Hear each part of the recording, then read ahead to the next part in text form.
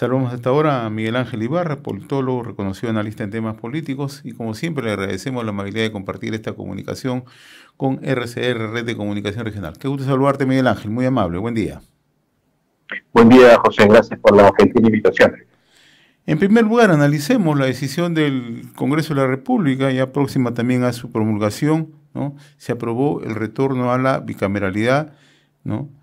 ¿Y cuál crees tú que tenga implicancia esta decisión y cómo se mueve el próximo tablero electoral en el país? Bueno, el día de ayer efectivamente el Congreso con 91 votos aprobó el retorno a la bicameralidad. Sabes que nuestro país ha tenido una tradición bicameral de casi 171 años, hasta 93, que empezamos el modelo unicameral. Y algunas de las deficiencias que tenía el sistema unicameral era casualmente que no había un doble debate de las leyes y el mismo cuerpo legislativo que las votaba a la vez las ratificaba en votaciones que a veces duraban 5 o 10 minutos sin un debate amplio y no se cumplían a veces los 7 días que mandaba la ley. Entonces, esto es un gran avance. Un tema importante aquí es que hay como 4 reformas importantes centrales. El Senado, que estamos creando, va a tener un representante por departamento-región, elegido solamente por la circunscripción, y los otros representantes van a ser elegidos por distrito electoral único, o sea, a nivel nacional. Son 60 senadores que vamos a elegir. En el caso de los diputados, se mantienen los 130, sí son elegidos por su respectiva circunscripción electoral.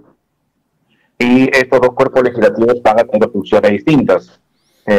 La de diputados va a tener básicamente las funciones de fiscalización, control político, así como también las de legislación. La primera Cámara que revisa un proyecto de ley y lo dictamina, y posteriormente lo eleva a la Cámara de Senadores para que vaya en segunda revisión, con un cuerpo legislativo evidentemente distinto al primero.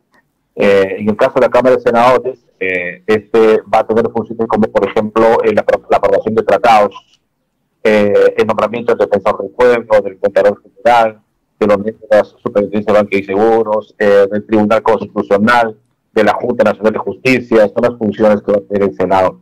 En eventual caso de una disolución del Congreso, se mantiene el tema de la Cámara de Diputados, básicamente, se mantiene la permanente, integrada por un cuerpo de ambos legisladores.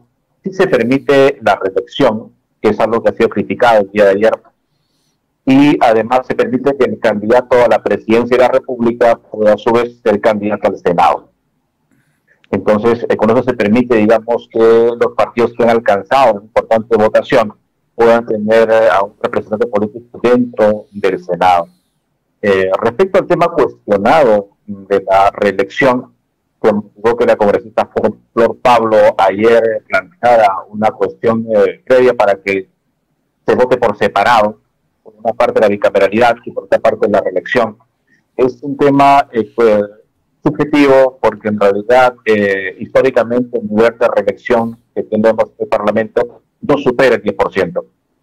Casi el 90% son nuevos. Y por otra parte, la reelección en este nivel es importante porque no puede ser un senador que va a aprender recién sobre temas de carácter procedimiento parlamentario, reforma del Estado, gestión pública, porque es importante que el senador tenga una relativa experiencia académica o política del ejercicio propio de un cargo dentro de ese puesto importante. El tema de fondo aquí, José, es que son los partidos los que van a ser el primer filtro para poder lograr seleccionar a estas personas que van a representarnos en el Senado y en la Cámara de Diputados. Entonces, no veamos como que la bicameralidad en sí es un problema. El mayor filtro es en los partidos. Ahí tenemos que afinar la puntería. ¿Cuál va a ser el criterio de selección? ¿Cómo se va a evitar que empiecen con procesos judiciales? Tengan, digamos, algunas situaciones inapropiadas para poder ejercer un cargo, que hagan apología a la subversión o a la violencia, sea de género o sea subversiva. Entonces es importante, sí, que estos filtros se mantengan en los partidos. Se criticó también el tema de que no había representación de las comunidades nativas o afrodescendientes. Y es subjetivo porque de alguna otra manera sí participan, ¿no?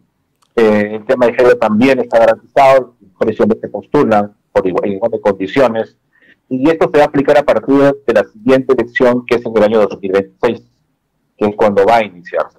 Entonces creo que sí ha sido el tema de reforma de Estado un gran avance, sobre todo para la mejora en la calidad de la producción legislativa. Tenemos una producción no muy buena en estos periodos, con crisis constantes, y va a permitir pues, que el nivel de debate también se eleve a nivel de senadores, teniendo políticos con una mayor experiencia o conocimiento.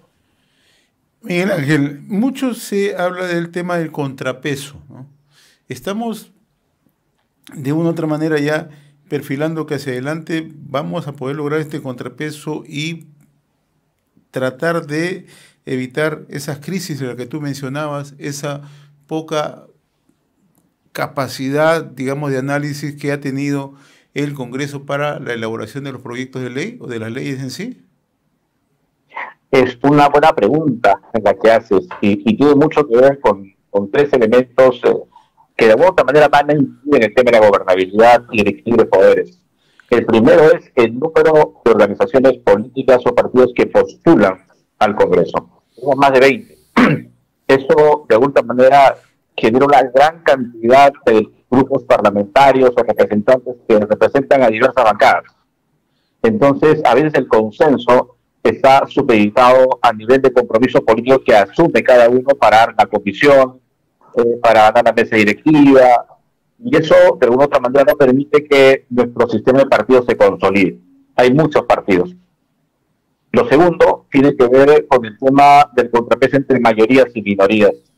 Si el presidente que gana no tiene mayoría en el Parlamento, sí puede generar un conflicto en el extremo de que el partido que pueda haber tenido mayoría en el Parlamento trate de ejercer presión sobre el presidente. Es lo que pasó con Fuerza Popular y PPK, recuerda, en el 2016. Entonces, es un tema sí preocupante, porque eso puede generar inestabilidad. Y un tercer punto tiene que ver básicamente con cuáles son los objetivos del plan de gobierno o las reformas más importantes que el Estado persigue. Por ejemplo, el tema de salud, el tema de educación, realización económica, promoción del empleo, desarrollo de la minería, cuidado del medio ambiente, hay mucha seguridad ciudadana. Esos temas son los temas que deberían unir en el proceso de la política pública a los partidos y establecer una hoja de ruta para poder superar ese escenario y evitar en ese extremo que los intereses personales, los intereses políticos del grupo que están más en función a cuánto cuota de poder tienen, que cómo contribuyen con el país, sean importantes. Por eso es que el contrapeso va a depender de la calidad legislador, de la hoja de ruta que pueda tener el Estado como tal, o sea, un consenso previo a su elección. Y evidentemente el contrapeso en mayorías y minorías. Ahora, hay quienes observan que este es un avance, sin lugar a dudas, pero también señalan que es mejor, es preferible además que se plantee hacia adelante una reforma en los partidos políticos, ¿no? ¿Qué piensas tú? Perdón, no te escuché muy bien la pregunta. Hay quienes consideran que este es un avance, ¿no? Generar contrapesos, sí, la creación de un Senado, ¿no? Como una Cámara reflexiva. Pero hay quienes también consideran que no resolvería tanto si es que no hay una verdadera reforma en los partidos políticos. Sí, eso es lo que te planteaba al inicio, que no importa o cuántas reformas políticas hagamos, cuántos modelos políticos podamos copiar de otros países, o el sistema democrático más perfecto a nivel de instituciones, y es que el cuerpo o las personas que lo integran no tienen las competencias, las condiciones, los conocimientos, los valores necesarios para poder ejercer esa representación. Y este Parlamento ha tenido en gran parte, digamos, ese gran problema. Entonces, la reforma está en los partidos, definitivamente, ¿no? Siempre le echamos la culpa que el Congreso funciona mal, pero ¿quién lleva a los parlamentarios al Congreso? Los partidos políticos. ¿Y quiénes eligen? Los ciudadanos.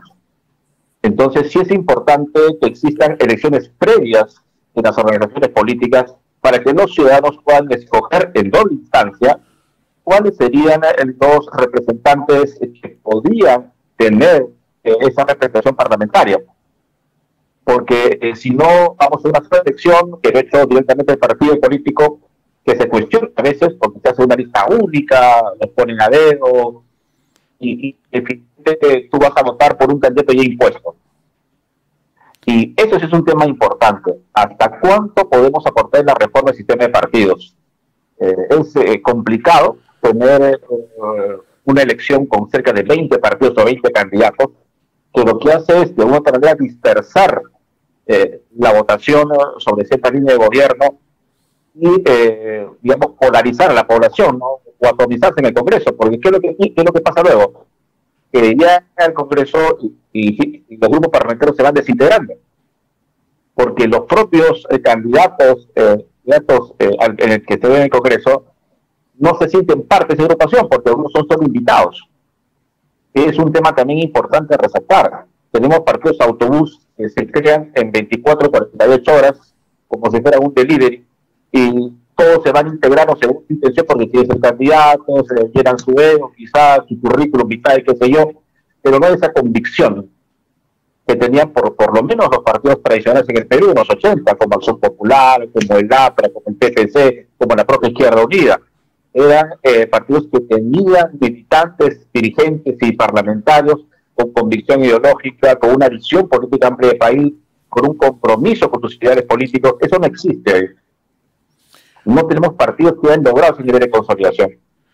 Ahora, tú mencionabas hace unos instantes el tema de los filtros en los partidos políticos, en las agrupaciones políticas, ¿no?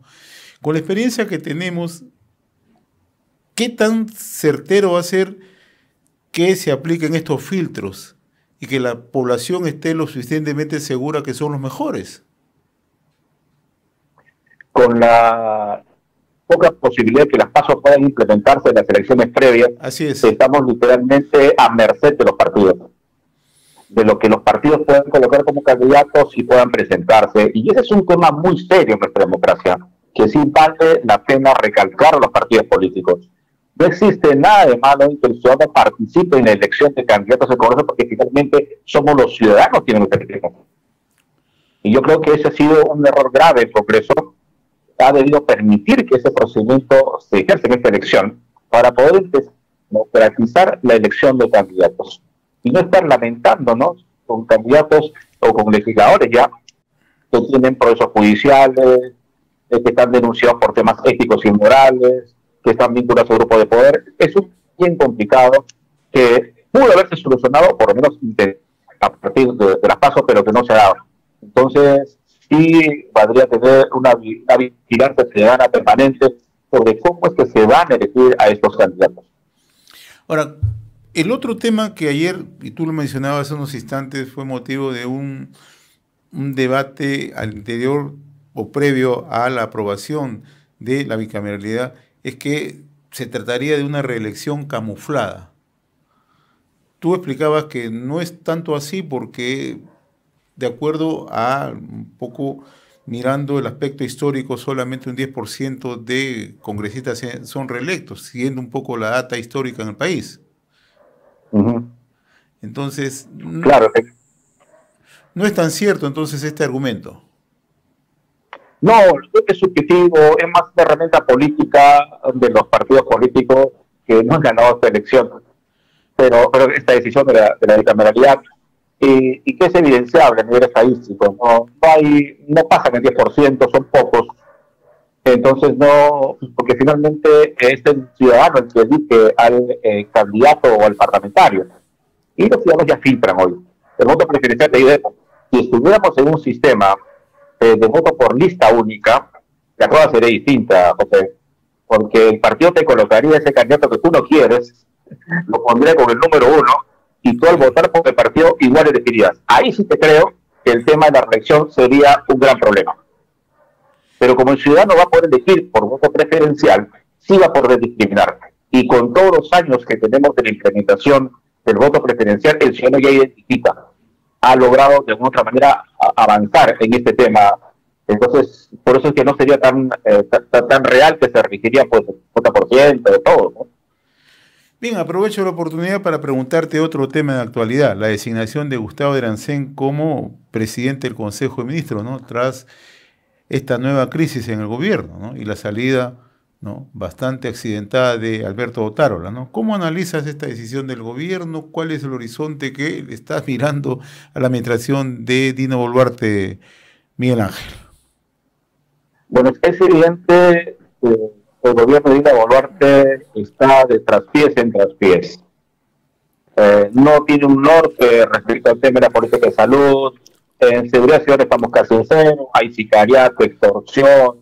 En el tema, por ejemplo, de inversión pública, no hemos crecido, seguimos estancados, se viene una recesión o ya estamos en recesión. Y la crisis del gabinete con la salida de Otárola es un reflejo también de la crisis política que vive su propio gabinete ministerial. Aun cuando Otárola ha referido, como creo por de Beto Ortiz, que este audio, supuesta conversación, corresponde al año 2021, entre la señorita con la que conversó y él, y que eso forma parte de un complot que había armado Vizcarra. Lo cierto es que el tema de recomendaciones, de abuso de poder, está siempre presente porque se habla mucho de eso. Eso ha motivado, entre otras cosas, su salida, sea una movida política o no, su salida. Y la subida de Adrancén, que ha sido procurador del Estado, ministro de Justicia, representante permanente en Perú en la OEA 2023, de una u otra manera permite dar un mensaje político, ¿no? Es un hombre de derecha, no es caviar, como dicen algunos por ahí en el arroz político, y que traería de alguna u otra manera una nueva imagen, un nuevo video, una nueva salida a este Consejo de Ministros. Pero lo cierto es que no ha habido renovación de ministros. Aunque tienes un premier nuevo, tienes al nuevo ministro de Salud, al nuevo ministro que no puede ver el tema del dengue, tienes al ministro tienes al ministro de Cultura, que se ha denunciado por varios casos, tienes a un ministro del Interior que no tenía esa seguridad, a un ministro de Justicia que no ve el tema de la reforma penitenciaria y que tiene que mandar a gente al exterior para ver qué pasa en otros países y copiarlo. Entonces, ese es un tema serio, que el Congreso seguramente lo va a fiscalizar en el transcurso de los meses. Y yo creo que, si bien es cierto que hemos afrontado un cambio, no veríamos mejoras si es que en algunos sectores no hay cambio de ministros. Ahora, Miguel Ángel, esta crisis se origina no solamente por el caso de Alberto Otárola, porque también parte de la crisis la origina el hermano de la presidenta de la República, Nicanor Boluarte, ¿no? La presidenta de la República insiste en una protección al hermano, ¿no? Es más, ayer en declaraciones a la prensa sale a decir que son amigos Alberto Otárola con Nicanor Boluarte, cosa que está más alejado de la realidad. Se conoce que hay pugnas internas, ¿no? Mi pregunta va dirigida a esto. ¿El gobierno va a ir generando todas estas condiciones de inestabilidad por no tener una definición clara la presidenta de la República, sobre todo en los compromisos que asume? Yo creo que sí tienes toda la razón, José. La presidenta ha perdido el liderazgo y la autoridad en su equipo de gobierno. Y se está generando a partir de dos escenarios que ella misma ha creado. El primero tiene que ver con su entorno familiar y Nicolás Boluarte. Ella no tiene por qué felicitar a su hermano ni hablar a favor de él y referirse sobre temas de una buena relación con el premier, porque eso es mal visto y puede generar suspicacias. Ella tiene que mantenerse al margen. Si las personas vinculadas al entorno familiar tienen algún tipo de acto considerado como delito, como falta, tienen que ser juzgados, investigados. Y por otra parte, en tema política nacional, de salud, de seguridad, de inversiones, tampoco la presidenta ha logrado atinarle, digamos, cuál es la ruta adecuada. Y eso se refleja en las acciones de los propios ministros. Y yo creo que esos dos temas hacen que Boluarte esté literalmente a la deriva, en piloto automático, buscando algún premier que le ayude a llevar el barco. Y Adrancén es la persona elegida en este momento, pero también lo cierto es que no podemos ir a una elección tan rápida como piensan algunos grupos del Congreso, porque sería contraproducente. Tenemos que esperar, lamentablemente, que Dina Boluarte culmine su periodo.